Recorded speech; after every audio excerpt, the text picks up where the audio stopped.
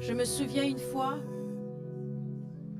j'ai une sœur qui est venue me voir parce que sa nièce plutôt, devait se faire opérer. Elle avait un fibrome.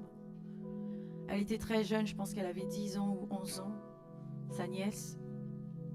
Et elle avait un fibrome et qui avait je ne sais plus combien de millimètres, mais en tout cas c'était d'une grosseur incroyable. Et elle était vraiment très triste lorsqu'elle est venue me voir.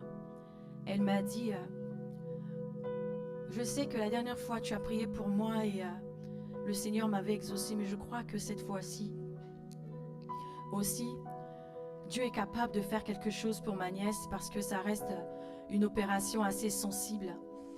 Elle craignait vraiment que cette opération rate, que les choses vraiment se dégradent.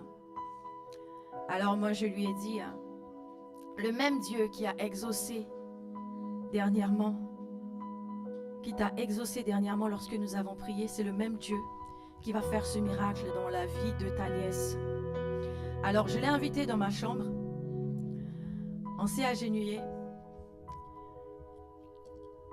et je lui ai dit, selon ce que la Bible dit, quand deux s'accordent pour demander quelque chose au Seigneur, si nous ne doutons pas dans notre cœur, nous le verrons s'accomplir. Et là on a commencé à prier. Et j'ai déclaré dans la vie de sa nièce, le lendemain elle devait se faire opérer.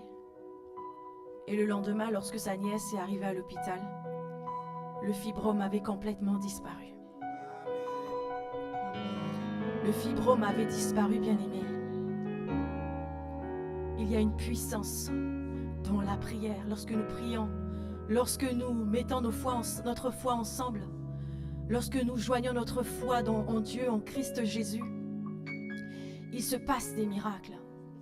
Parce que le miracle exige la prière. Le miracle exige la supplication. Ce même Dieu qui agit dans la vie de cette sœur, de cette petite, est le même Dieu qui est ici. C'est le même Dieu. Mets ta main là où tu sens la douleur dans ton ventre. Et je déclare que dans le nom de Jésus, cette douleur, elle disparaît. Elle disparaît. Elle part. Elle part dans le nom puissant de Jésus. À cause des meurtrissures de Christ.